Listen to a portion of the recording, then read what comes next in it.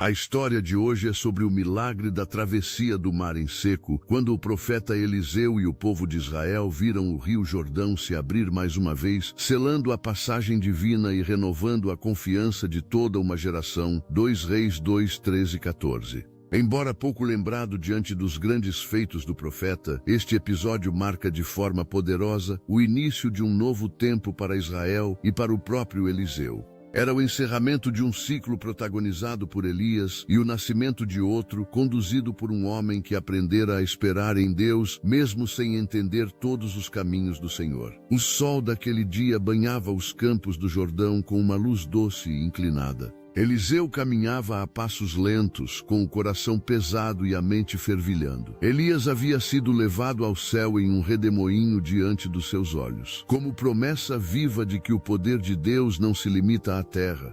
Ele ainda segurava o manto de seu mestre entre os dedos, o mesmo tecido que caíra sobre o chão quando o fogo e o vento tomaram Elias e o esconderam dos olhos humanos. Ao redor, o murmúrio das águas lembrava-lhe da travessia que precisava fazer, sozinho agora, pela primeira vez. Atrás dele, alguns filhos dos profetas observavam de longe. Estavam curiosos e inseguros, como discípulos que perderam seu guia. Eliseu ouviu um deles perguntar, em voz trêmula, será que o espírito de Elias repousa mesmo sobre Eliseu? Outro respondeu, duvidando, veremos se o Senhor está com ele. Ele precisa atravessar o Jordão e veremos o que acontece. O profeta fechou os olhos por um momento. Sentiu medo, mas não vergonha. O coração humano teme quando o caminho é novo, e ele sabia disso. Então levantou o manto de Elias, enrolou-o entre as mãos e olhou para o rio. A corrente era forte e as águas profundas. O barulho do Jordão soava como uma provocação, um desafio à fé.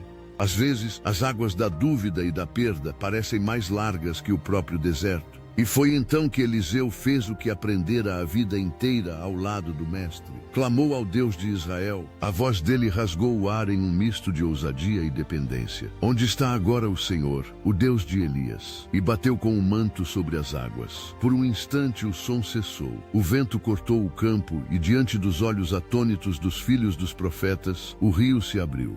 As águas se dividiram, deixando um caminho limpo, firme e seco até a outra margem. Eliseu respirou fundo, atravessou e sentiu o mesmo vento que levara Elias soprar agora sobre seu rosto. Quando chegou ao outro lado, ele olhou para trás e viu a multidão confusa.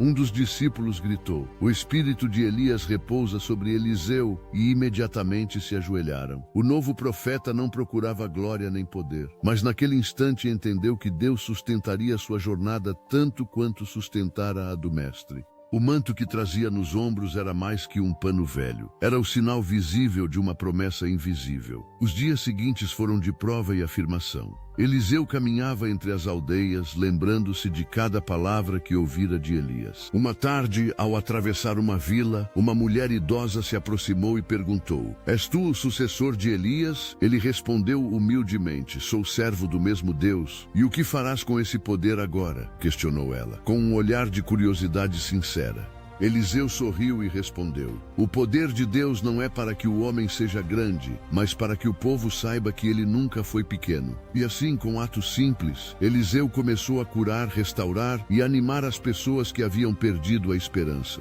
Cada gesto seu lembrava algo do que aprendera em silêncio. Ver o invisível, ouvir o inaudível e obedecer, mesmo quando o caminho não faz sentido. Não havia mais Elias ao seu lado, mas havia o mesmo Deus em seu coração. E esse era o segredo de toda a força.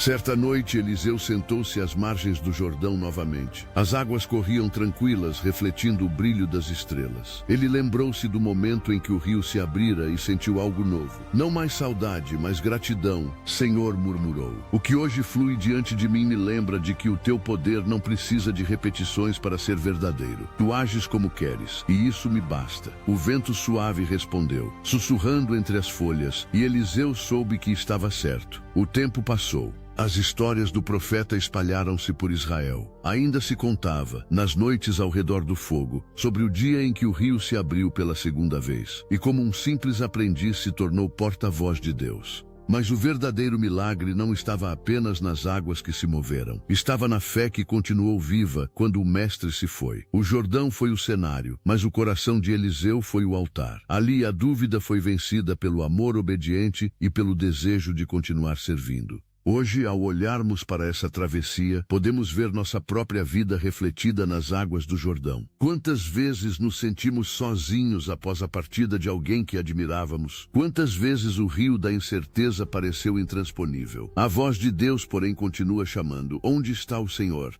E a resposta vem nas atitudes. Quando decidimos seguir mesmo sem compreender tudo, quando erguemos o que temos nas mãos e confiamos que Ele abrirá o caminho. Assim como Eliseu, somos convidados a caminhar por terrenos ainda desconhecidos com a certeza de que o mesmo Deus de Elias continua presente, removendo obstáculos e firmando passos. O milagre da fé não está em ver as águas se abrirem, mas em acreditar que o Deus que as abre é o mesmo que as acalma. Quando a travessia parecer difícil, lembre-se, o Senhor é capaz de transformar o medo em missão e a perda em propósito. E ao atravessar o seu próprio Jordão, você perceberá que o chão da fé nunca se afunda. Se você gostou, curta e compartilhe essa mensagem para que mais pessoas sejam lembradas de que Deus ainda abre caminhos onde parecia não haver passagem.